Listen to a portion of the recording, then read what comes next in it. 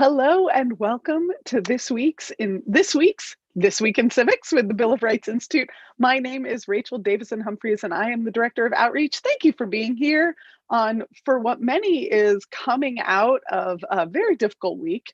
As we all know, Texas, Louisiana, Arkansas, Mississippi, the entire South is rising and rebuilding after a deep freeze that really changed the landscape of their communities for a week. And so throughout all of that, we were thinking about what is the role of leadership? What is the nature of leadership?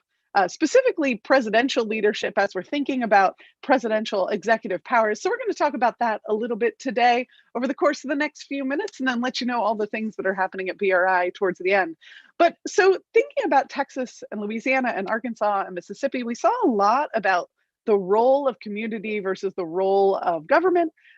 Everyone really coming together, municipalities working extraordinarily hard to make sure that their communities had the resources available that they could provide. Many of them were unable to provide resources for a variety of reasons, some of which has to do with leadership in a variety of forms. But what really shined was the role of the community, that so many people came together to share resources spontaneously or through their neighborhoods. And those are the stories that I hold on to as I think critically about the role of leadership.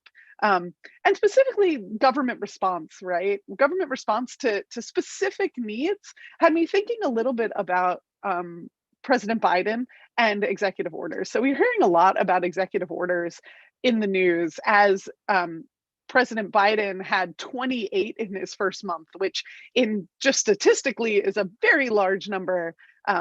For instance, Trump only had 12 in his first month. Obama only had 16 in his first month.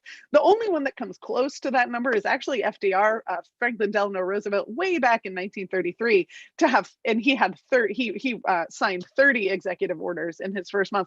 And the real question is, what is the role of executive orders? What purpose do they serve? Well, I mean, simply, they organize the executive branch within the separation of powers.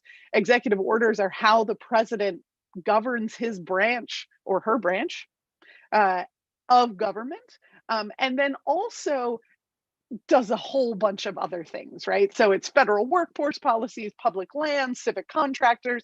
It's also how they establish kind of principles and policies that they hold dear by creating task forces or undoing executive orders that previous administrations have put in place. So a big role for executive orders is to just undo what the previous administration did. But all of this is always under the auspices of organizing and directing powers that are already contained in the executive branch. So executive orders aren't supposed to be able to do anything outside the constitutional powers of the president outlined in Article 2. Now, sometimes presidents will craft executive orders and they will be taken to court to see if they're constitutional or not, if that's something within the bounds of the roles and responsibility of the president. But just to put things in perspective, President Obama issued on average 35 executive orders a year. President Trump was 55 executive orders a year. And while that seems large, that's actually not small if you think about, or it's relatively small if you think about it in a larger context of history. So this is interesting. I didn't know this until I started researching executive orders, but prior to World War II, or after World War II, presidents averaged about 59 executive orders a year.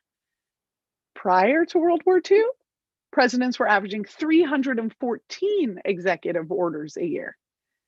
And so you think about executive orders, you think about the nature of what does it mean to govern? What is our role and responsibility?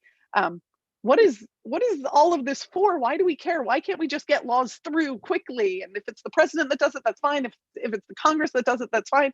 Well, the big danger in that kind of energetic lawmaking is that you disrupt the balance of power. And the balance of power is what keeps our individual liberty in check. It supports our individual liberty. It also supports the liberty of us to govern our communities the way we see fit.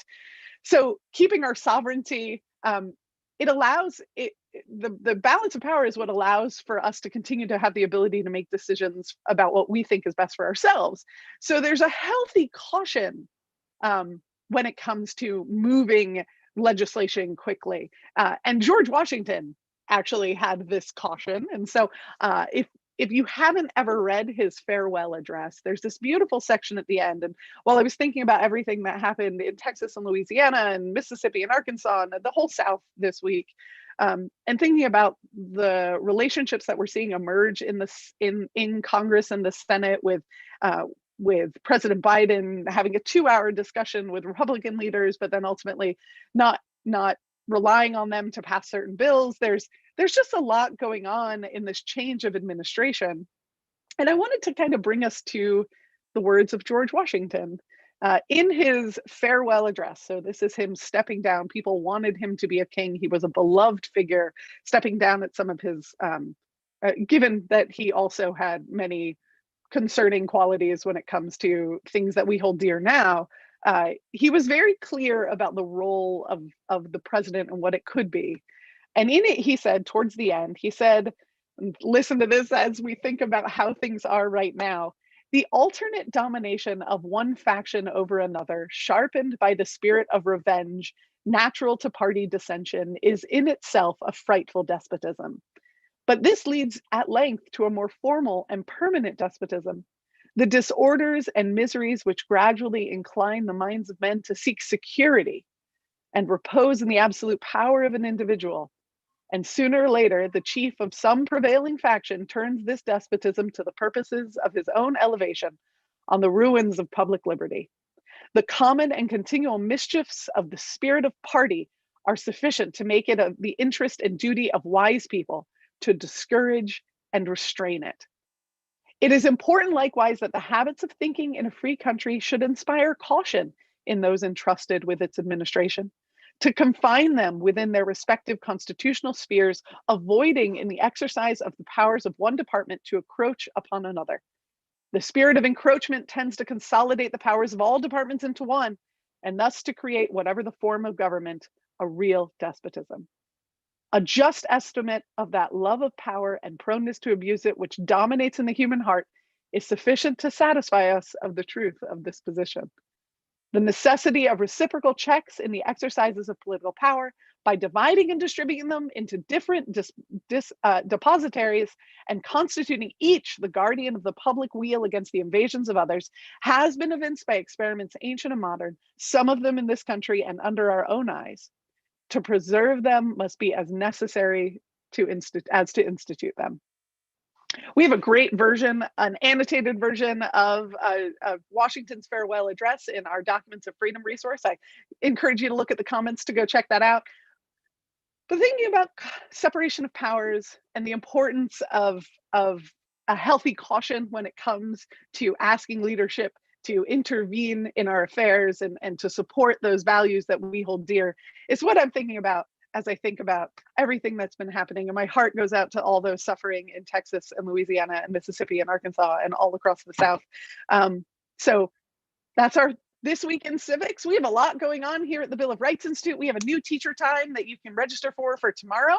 That's right here on our YouTube channel and Facebook Live.